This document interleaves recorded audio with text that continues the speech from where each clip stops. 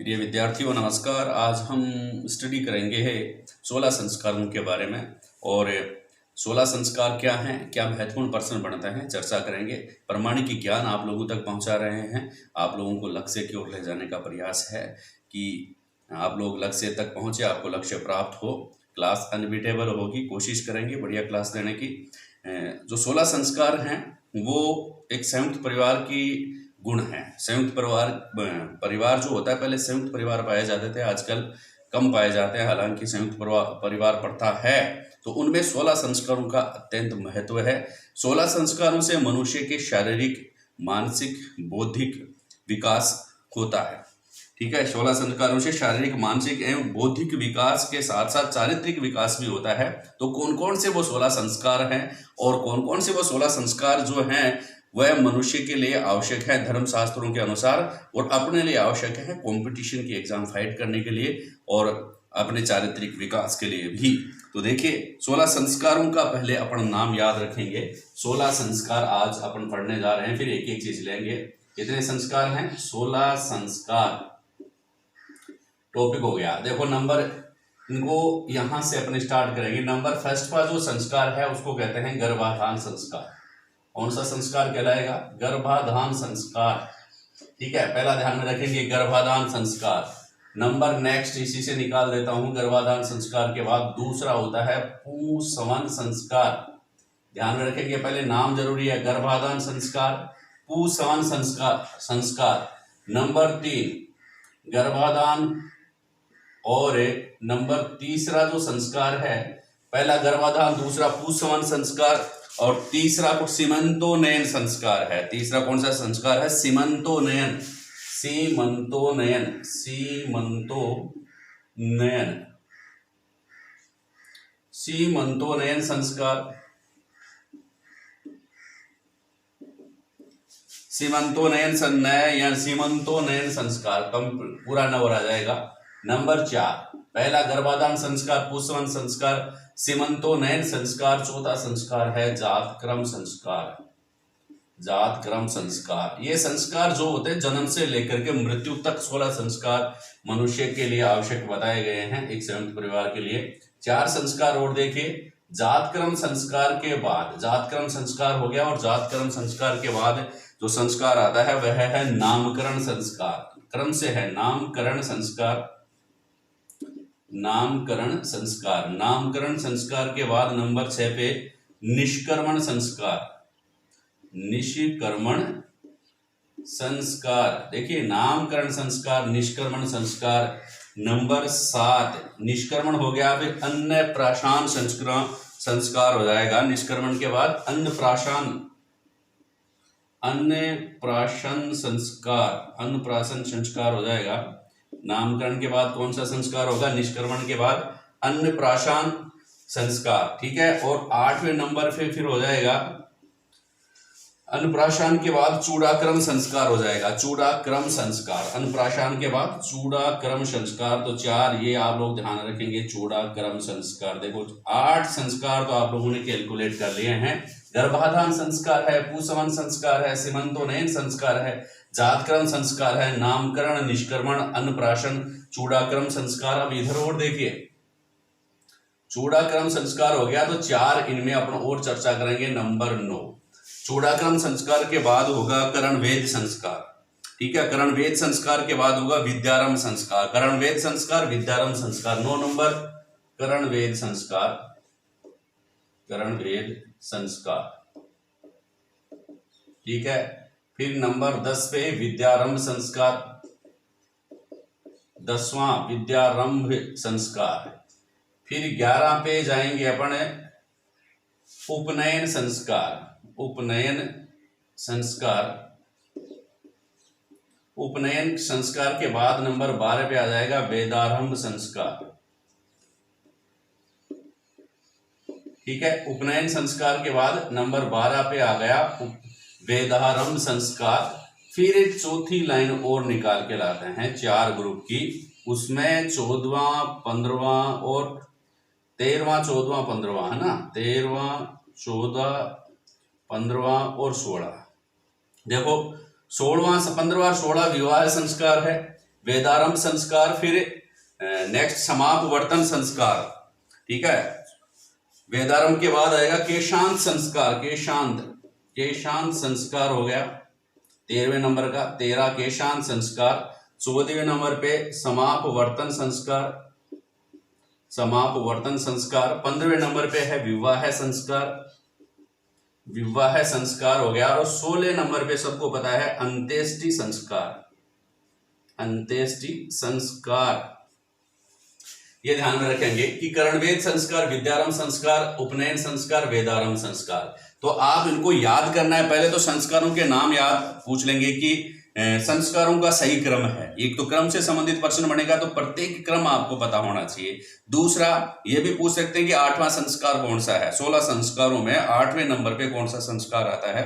तो ये क्रम से है, तो आप क्रम से इनको याद रखेंगे कि या संस्कारों को सुमेलित करके लिखिए, तो सुमेलित करना पड़ सकता है इसमें। फिर इनकी मुख्य बातें जो हैं वो आप लोगों से पूछी जा सकती हैं, क्योंकि जब एग्जाम देते हैं तब अपने को पता पड़ता है कि हाँ कि ये प्रश्न इस टॉपिक से इस प्रकार से पूछा जाता है या पूछा गया है। तो आप ध्यान में रखेंगे, पहले 16 संस्कारों का नाम याद रखेंगे। पहला जो जन्म से लेकर के मृत्यु तक है, तो यहाँ पर गर्भाधान संस्कार है शुरू का, कि गर्भाधान संस्कार। फिर ये जो 3 संस्कार हैं वो गर्भवती स्त्री से संबंधित संस्कार हैं, तो अपन इनकी चर्चा करेंगे। फिर जातक्रम संस्कार, नामकरण संस्कार, फिर निष्कर्मण। जातक्रम और नामकरण संस्कार ये शिशु से संबंधित, पुत्र से संबंधित है, शिशु से, या अपन यूं कहेंगे कि पुत्र से संबंधित है। ठीक है, और निष्कर्मण संस्कार, अन्नप्राशन संस्कार और चूड़ाक्रम संस्कार ये सभी शिशु से संबंधित आ गए हैं। फिर अपन चर्चा करेंगे करणवेद संस्कार, ये भी उसी का है। मतलब हैं तो सारे पुत्र के ही, लेकिन ये शिशु के हैं। करणवेद संस्कार जो है वह है। उसके बाद फिर विद्यारंभ से लेकर के वयस्क व्यक्ति के संस्कार आ जाते हैं मृत्यु तक। ठीक है ना, मतलब भ्रूणीय अवस्था में कौन कौन से संस्कार आवश्यक हैं वो हैं। भ्रूण से लेकर के फिर शिशु, शिशु से लेकर के वयस्क, वयस्क से लेकर के फिर वृद्ध अवस्था में अंत्येष्टि संस्कार। विवाह अंत्येष्टि दो तो लास्ट है, विवाह और अंत्येष्टि, ये तो आप ध्यान में रखेंगे। गर्भाधान संस्कार पहला संस्कार है। तो होते क्या है ये संस्कार, चर्चा करते हैं। देखिए नंबर फर्स्ट, गर्भाधान संस्कार किसे कहिए कि वह क्रिया जिसके द्वारा एक पुरुष जो होता है वह स्त्री के साथ संबंध स्थापित करता है, वह गर्भाधान संस्कार कहलाता है, जिससे स्त्री गर्भवती हो जाती है। दैट इज कॉल्ड गर्भाधान संस्कार। और इसमें पर्सन क्या बनता है, नाम से तो कुछ बनेगा नहीं, पर्सन बनेगा। किस प्रकार से कि गर्भाधान संस्कार में पुरुष की आयु व स्त्री की आयु क्रमशः क्या होनी चाहिए। ठीक है, गर्भाधान संस्कार के अनुसार या गर्भाधान संस्कार के तहत पुरुष व स्त्री की आयु निर्धारित है। तो कितनी है, गर्भाधान संस्कार के लिए पुरुष की आयु होनी चाहिए 25 वर्ष, कितनी 25 ईयर्स, और महिला की या स्त्री की आयु होनी चाहिए 16 वर्ष। मतलब 25 वर्ष और 16 वर्ष गर्भाधान संस्कार के लिए इसमें आयु डिसाइडेड है, एज डिसाइडेड है। ठीक है, नेक्स्ट अपन चलेंगे पुंसवन संस्कार में। पुंसवन संस्कार क्या होता है, पुंसवन संस्कार क्या होता है कि जब स्त्री गर्भवती हो जाती है तो गर्भवती स्त्री को कुछ औषधियां भी दी जाती हैं और देवताओं से पुत्र प्राप्ति के लिए प्रार्थना की जाती है। इस संस्कार के तहत पुंसवन संस्कार के तहत एक गर्भ धारण के 2-3 दिन बाद ही, 2-3 महीने बाद, है ना, पुंसवन 2-3 माह बाद देवताओं से सुयोग्य पुत्र प्राप्ति के लिए प्रार्थना की जाती है। ध्यान रखना, कितने महीने बाद, 2-3 माह बाद। ये ध्यान रखना कि जो पुंसवन संस्कार है उसमें गर्भ धारण के 2-3 माह बाद देवताओं से प्रार्थना की जाती है। 2-3 माह बाद देवताओं से प्रार्थना की जाती है, जिसमें पुत्र प्राप्ति की प्रार्थना की जाती है। साथ ही गर्भवती स्त्री के अच्छे स्वास्थ्य की कामना की जाती है। साथ ही उनको कुछ औषधियां दी जाती है ताकि गर्भ का अच्छी तरह से पोषण मिल सके, गर्भ को अच्छी तरह से पोषण मिल सके और वह बना रह सके। इसके लिए कुछ औषधियां दी जाती हैं। दैट इज कॉल्ड पुंसवन संस्कार। याद रखना, पुंसवन संस्कार में पुत्र प्राप्ति के लिए देवताओं से प्रार्थना की जाती है, गर्भवती स्त्री को कुछ औषधियां दी जाती हैं। पुंसवन संस्कार कब होता है, गर्भ धारण के 2-3 महीने बाद। ये ध्यान रखना, ये लाइन इंपॉर्टेंट है कि पुंसवन संस्कार संपन्न किया जाता है कब, गर्भ धारण के 2-3 महीने बाद। याद रखेंगे, ये लाइन इंपॉर्टेंट है। इसके तहत पुत्र प्राप्ति की प्रार्थना की जाती है देवताओं से। गर्भवती स्त्री को गर्भ को रोके रखने के लिए, गर्भ की रक्षा के लिए कुछ औषधियां दी जाती हैं और गर्भवती स्त्री की प्रशंसा की जाती है इस संस्कार के तहत, ताकि वो खुश रहे। नेक्स्ट, सीमंतोन्नयन संस्कार। सीमंतोन्नयन संस्कार में क्या होता है कि गर्भवती स्त्री का जो पति जो होता है वह उसके केस संजोकर और बीच में से मांग निकालता है। दैट इज सीमंतोन्नयन संस्कार। ध्यान में रखना, यह तीसरा संस्कार है, गर्भकाल का तीसरा संस्कार सीमंतोन्नयन संस्कार है। और इसमें क्या होता है भाई, पति अपने गर्भवती स्त्री के तीसरे या चौथे माह में केसों को सजाकर बीच में से मांग निकाल देता है। संस्कार ये भी है भाई, ध्यान से देखना इसको। इस सीमंतोन्नयन संस्कार क्या है, जो गर्भवती स्त्री के मांग निकालना, मतलब केसों को संजोकर, केसों को संजो का मतलब होता है केसों को सजाकर, केसों को सजाकर अपन यूं कहेंगे, ये शब्द काम में लेंगे, सजाकर, केसों को सजाकर बीच में से मांग निकाल दी जाती है। ये कौन सा संस्कार है, सीमंतोन्नयन संस्कार है। और सीमंतोन्नयन संस्कार कब होता है, तीसरे या चौथे महीने में, तीसरे या चौथे महीनों में, गर्भवती गर्भ धारण करने के तीसरे या चौथा महीना जो होता है उसमें उसका पति जो होता है उसके केस सजाकर बीच में से मांग निकालता है, ऐसा कुछ होता भी है। फिर सीमंतोन्नयन संस्कार हो गया। तीसरा संस्कार, 16 संस्कारों में तीसरा संस्कार कौन सा है, तो आप ध्यान रखेंगे, तीसरा है सीमंतो संस्कार। तीसरा सीमंतो संस्कार है, दूसरा पुंसवन संस्कार है, पहला गर्भधारण संस्कार है। जन्म से लेकर के मृत्यु तक जो भी क्रियाएं हैं उनके बारे में कुछ, उसको जिसको कहते हैं ना, कुछ बौद्धिक विकास के लिए, कुछ चारित्रिक विकास के लिए और कुछ सामाजिक बंधन बनाने के लिए 16 संस्कार हैं। तो ये तीसरे नंबर का संस्कार आपने पढ़ा, जातक्रम संस्कार है। जातक्रम संस्कार क्या है, जब भी अब शिशु उत्पन्न हो गया, ठीक है, कि पुत्र प्राप्ति हो गई, तो जो रिश्तेदार वगैरह जो होते हैं उसको आशीर्वाद प्रदान करते हैं, उसको कहते हैं जातक्रम संस्कार। उसको क्या कहते हैं, जातक्रम संस्कार कहते हैं। कुछ ज्यादा रिटर्न वर्क की इसमें आवश्यकता नहीं है कि जातक्रम संस्कार किसे कहेंगे, कि जो पुत्र रत्न की प्राप्ति पर या बच्चे के जन्म के 10-12 दिन बाद जो होता है, इसमें ये संस्कार संपन्न होता है। जन्म होने पर भी जो अपने तो घूटी वगैरह का प्रोग्राम कर देते हैं, बच्चे को आशीर्वाद दे जाते हैं, तो दैट इज जातक्रम संस्कार। वर्तमान में ये प्रचलित है जातक्रम संस्कार। जैसे ही शिशु जन्म लेता है तो पिता अपने, जिसको कहेंगे सभी लोग, पिता के अलावा पिता भी देता है, उसको आशीर्वाद देता है, सभी लोग घर के सब जा जाते हैं, उसको आशीर्वाद देते हैं, वह जातक्रम संस्कार होता है। ठीक है। और जातक्रम संस्कार के बाद है उसका नाम रखता है, पिताजी उसका नामकरण करता है जन्म के 10-12 दिन बाद।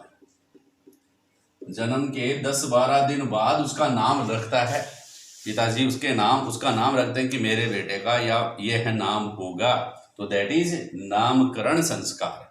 क्लियर है। नामकरण संस्कार कितने नंबर पे आएगा? नामकरण संस्कार 5 नाम, कहते हैं ना 5 नाम बता दो, कोई भी 5 नाम बता दो भाई, तो 5 नाम का मतलब होता है 5वें नंबर का संस्कार जो है वह नामकरण संस्कार है।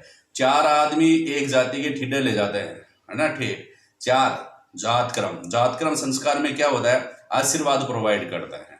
क्या करते हैं? जो जैसे ही शिशु का जन्म हुआ, पुत्र की प्राप्ति हुई, उसको सारे रिश्तेदार मिलकर के उसको क्या प्रोवाइड करते हैं, क्या देते हैं भाई? आशीर्वाद प्रदान करते हैं। उस संस्कार को कहते हैं जातक्रम संस्कार। वर्तमान में ये प्रचलित हॉस्पिटल में ही पहुंच जाते हैं आशीर्वाद देने के लिए, तो ये जातक्रम संस्कार है। जातक्रम संस्कार के बाद नामकरण संस्कार, जन्म के 10-12 दिन बाद उसका कोई नाम डिसाइड कर देता है। उससे पहले तो नान्या ही कहलाता है ना। बालाजी की डूंगरी में नान्यू हिंदो घाल्यो रे, राजस्थानी गाना है, पुत्र जन्म पर गाया जाता है। बालाजी की डूंगरी में नान्यू हिंदो घाल्यो ढोला झूल आवासा। तो नान्यू मतलब पुत्र प्राप्ति के अवसर पर यह गीत गाया जाता है कि बालाजी की डूंगरी में नान्यू हिंदो घाल्यो। तो नामकरण संस्कार जो है 10-12 दिन बाद नामकरण संस्कार किया जाता है। फिर निष्कर्मण संस्कार, देखो नाम से स्पष्ट है, निष्क्रमण संस्कार क्या होता है? निष्क्रमण का मतलब होता है बाहर निकलना, ठीक है।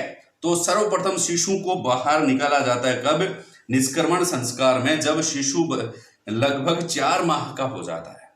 ये ध्यान रखना, डेट ये इसमें कोई ज्यादा इंपॉर्टेंट बात नहीं है, क्रम ध्यान में रखना है। 4 माह का शिशु जब हो जाता है तब उनको सर्वप्रथम उसको सबसे पहले घर से बाहर निकाला जाता है। इतने दिन साड़ में ही रहता है, कमरे में ही रहता है।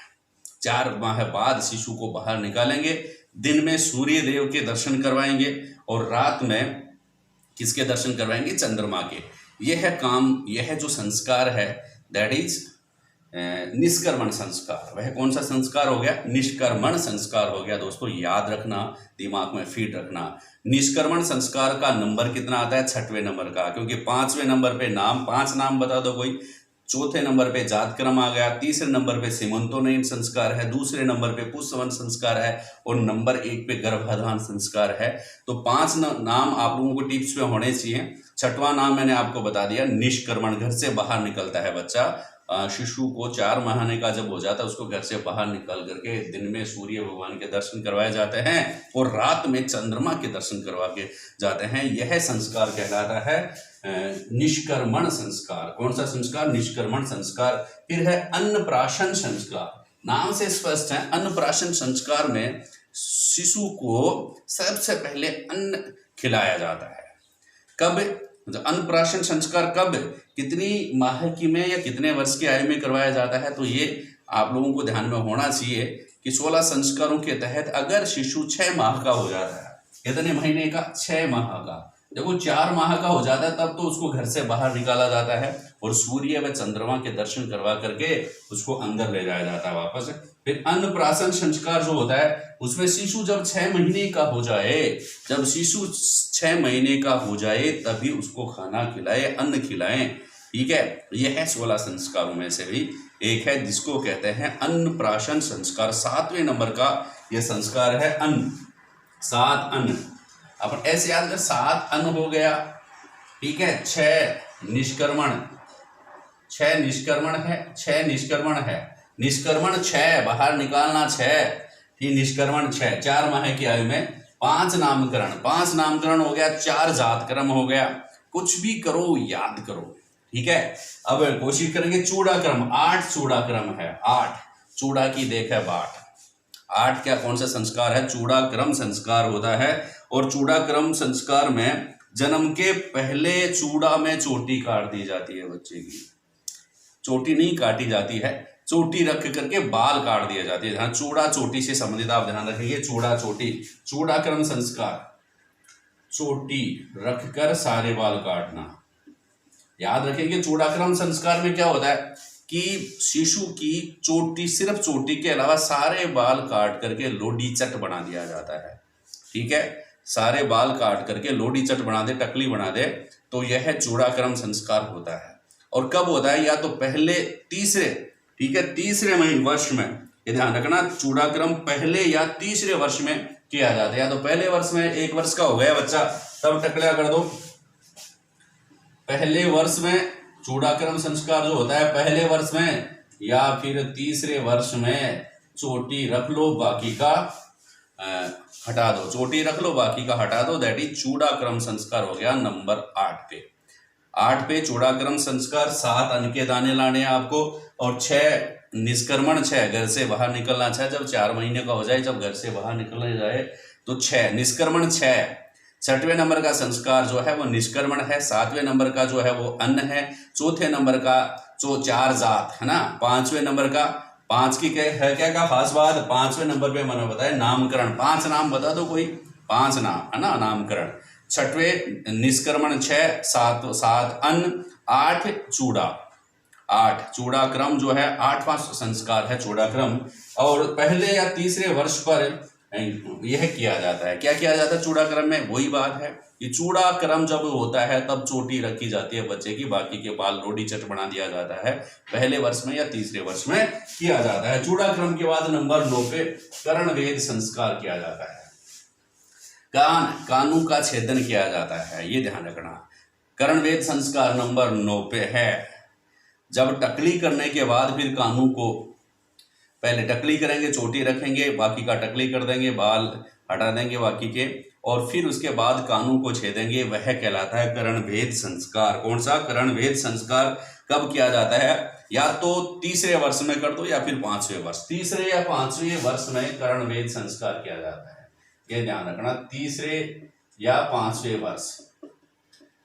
पहला तो ध्यान रखेंगे कि तीसरे वर्ष में करणभेद संस्कार किया जाएगा, या फिर तीसरा वर्ष में नहीं किया आप लोगों ने तो फिर उसको 5वें वर्ष में ही करणभेद संस्कार, कानों को छेदा जाएगा, कानों को भेदा जाएगा, कुछ कानों में डाला जाएगा। ठीक है, ये कौन सा संस्कार है? करणभेद संस्कार है। जन्म के कितने वर्ष बाद, जब शिशु कितने वर्ष का हो जाए, या तो 3 वर्ष का हो जाए या फिर 5 वर्ष का हो जाए, ये 16 संस्कार अपन पढ़ रहे हैं। पसंद आए तो लाइक करते जाइए, शेयर करते जाएं और दोस्तों को बताएं, ज़्यादा से ज़्यादा सब्सक्राइब करवाएं, ताकि प्रत्येक व्यक्ति तक अपना पढ़ाने का उद्देश्य पूरा हो सके और वह अपने सफलता तक पहुंच सके। ध्यान रखना दोस्तों।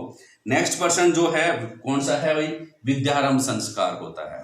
तो विद्यारंभ सबसे पहले ये गुरु से अक्षर, इसके बाद मतलब कान भेद लिया, इसके बाद विद्यारंभ संस्कार होगा। और विद्यारंभ संस्कार जो इसको कहेंगे,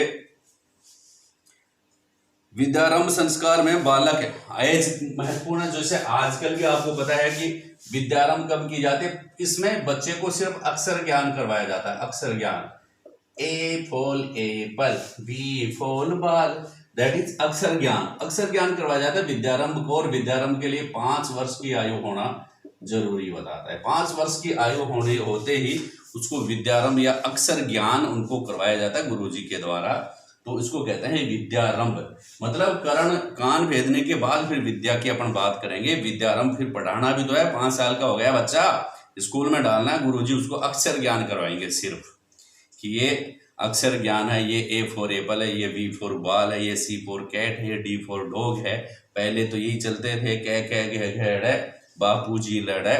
ठीक है, बीच में राजस्थान में ये चलने लगे, कैसे कड़बी काटू मैं खड़ी खे, खदबद रांधू खींचड़ी, गह गोबर की भर लाऊं छाबड़ी, गह घूंघट पर उतार पढ़ूंगी 12 कड़ी। तो विद्यारंभ अक्षर ज्ञान जो करवाते थे वह कौन से? 5 वर्ष की आयु में। ठीक है, फिर होता था उपनयन संस्कार। यह बहुत ही महत्वपूर्ण संस्कार माना गया। ध्यान रखना, उपनयन संस्कार की अपन चर्चा कर रहे हैं। उपनयन संस्कार अलग से मैं बता देता हूं यहां पर। उपनयन संस्कार, उपनयन संस्कार जो होता है इसको यज्ञोपवीत संस्कार भी अपन कहते हैं। यज्ञोपवीत संस्कार में क्या है कि व्यक्ति को यज्ञोपवीत या एक धागा डालना पड़ता था, इसको कहेंगे यज्ञोपवीत संस्कार। यज्ञोपवीत संस्कार के बाद ही वह गुरु के पास शिक्षा ग्रहण करने के लिए जाता था, वेदों का ज्ञान प्राप्त करने के लिए जाता था। कौन सा? क्या धारण करने के बाद? यज्ञोपवीत धारण करने के बाद ही, इसको कहते हैं उपनयन संस्कार। अब डॉक्टर राजबली, डॉक्टर विमल चंद्र पांडे, डॉक्टर वीसी पांडे जो है वह क्या कह रहे हैं कि ये जो यज्ञोपवीत जो है वह अलग अलग वर्ण के अनुसार धारण किया जाता था। वर्ण के अनुसार, जाति के अनुसार धारण किया जाता था। वर्ण के अनुसार कैसे? अगर क्षत्रिय है, देखिए पहले तो अपन देखते हैं ब्राह्मण। ब्राह्मण व्यक्ति जो है उसको सूद का यज्ञोपवीत धारण करवाया जाता था। ठीक है, फिर क्षत्रिय जो व्यक्ति है, क्षत्रियों को ऊन का यज्ञोपवीत धारण करवाया जाता था। और फिर वैश्य जो थे उनको सन का यज्ञोपवीत धारण करवाया जाता था। यह ध्यान रखना, बहुत इंपॉर्टेंट प्रश्न है। यहां से आप लोगों से प्रश्न बन सकते हैं। शूद्रों के लिए किसी प्रकार का यज्ञोपवीत की बात इसमें नहीं बता रखी है कि ब्राह्मण, क्षत्रिय, वैश्य, ब्राह्मण सूद का, क्षत्रिय ऊन का और वैश्य सन का यज्ञोपवीत धारण करते थे। और यह जो प्रोसेस है, यह जो प्रक्रिया है वह कहलाता था उपनयन संस्कार कहलाता था। किसके अनुसार भाई ये धारण करते थे? डॉक्टर विमल चंद्र पांडे के अनुसार। ये ध्यान रखेंगे, डॉक्टर विमल चंद्र पांडे, डॉक्टर विमल चंद्र पांडे के अनुसार ब्राह्मण सूत का यज्ञोपवीत धारण करते थे, क्षत्रिय ऊन का और वैश्य सन का यज्ञोपवीत धारण करते थे। ये पॉइंट टू बी नोटेड, याद रखना, ये एग्जाम्स में पूछा जा सकता है। तो यज्ञोपवीत संस्कार के बाद ही क्या खास बात थी, व्यक्ति जो है वो गायत्री मंत्र का उच्चारण कर सकता था, इससे पहले नहीं। अक्षर ज्ञान प्राप्त कर सकता था, इसमें भी विद्या क्रम संस्कार में। उसके बाद अक्षर ज्ञान प्राप्त करने के बाद उसको वेदों का भी याद कंठस्थ करना होता था, याद करना होता था, और गायत्री मंत्र का भी वह उच्चारण कर सकता था। लेकिन किसके बाद, यज्ञोपवीत या उपनयन संस्कार के बाद। इसके बाद होता है वेदारंभ संस्कार। मैंने बता दिया वेदारंभ संस्कार कि व्यक्ति जो है वेदों को तभी सुन सकता था जब वह यज्ञोपवीत धारण कर सकता था। वेदों की शिक्षा तभी ग्रहण कर सकता था जब वह यज्ञोपवीत धारण करता था। तो यज्ञोपवीत धारण करने के बाद कौन सा संस्कार चालू होता है, वेदारंभ संस्कार चालू होता है। वेदों का पठन पाठन वह करते थे और गायत्री मंत्र का उच्चारण भी तभी वह करते थे। तो इसका मतलब जो 12वें नंबर का संस्कार कौन सा है, वेदारंभ संस्कार है। अब है केशांत संस्कार। कौन सा संस्कार, केशांत संस्कार। केशांत संस्कार में क्या होता है भाई, केश का अंत। केश का अंत का मतलब यह है कि जब टकला हो गया था, कब हो गया था, कौन से संस्कार में भाई, यहाँ पर कौन सा संस्कार हो गया, अन्न चूड़ाक्रम संस्कार में चोटी रखते थे। सिर्फ चूड़ाक्रम संस्कार जो हो गया उसमें, चूड़ाक्रम संस्कार में क्या होता, चोटी रखने के बाद क्या कर दिया जाता था, बाकी के बाल हटा दिए जाते थे। उसके बाद चूड़ाक्रम संस्कार हो गया पहले वर्ष में या तीसरे वर्ष में, मतलब तीन वर्ष के बाद में। जब वेदारंभ संस्कार तब तक नहीं होता, तब तक उसके बाद केशांत संस्कार होता था। और केशांत संस्कार जो में व्यक्ति क्या करता था भाई, दाढ़ी मूछे बाल कटवाने का कार्य वह करता था, इससे पहले नहीं। वेदारंभ संस्कार के बाद, वेदों से शिक्षा ग्रहण करने के बाद वह केशांत संस्कार करवाता था। कौन सा, केशांत संस्कार। और केशांत संस्कार सबसे पहले वह 16 वर्ष की आयु में, 16 वर्ष का जब हो जाता था तब ही वह अपने सर्वप्रथम दाढ़ी मूछे बनवाता था या फिर हेयर कटिंग वगैरह करवाता था। 16 वर्ष के बाद में ही ये केशांत संस्कार था। 13वां संस्कार है केशांत संस्कार। अब है समापवर्तन संस्कार। समापवर्तन संस्कार में क्या होता है कि वह जब शिशु या व्यक्ति, शिशु तो कहाँ होगा, वह वयस्क हो गया है, जब व्यक्ति पूर्ण शिक्षा प्राप्त करने के बाद अपनी शिक्षा समाप्त करता है तो गुरुजी को दक्षिणा दे करके वह घर वापसी जाता है, महलों में वापसी जाता था। वह कहलाता था समापवर्तन संस्कार। वह कौन सा संस्कार कहलाता था, समापवर्तन संस्कार कहलाता था। दोस्तों ध्यान में रखेंगे, समापवर्तन संस्कार जो है 14वें नंबर का संस्कार है। आपको पता है लास्ट के 2 संस्कार सबको पता होते हैं, विवाह के बाद मरना ही बाकी रह जाता है। तो विवाह संस्कार जो होता है ये 15वां संस्कार है। और इन विवाह जो होते हैं उनमें कई प्रकार के विवाहों का उल्लेख किया गया है, और मुख्यतः जो विवाह है 8 प्रकार के जो विवाह है उनकी हम चर्चा करेंगे बाद में। आप नेक्स्ट क्लास में अलग से एक क्लास इसके बनाएंगे।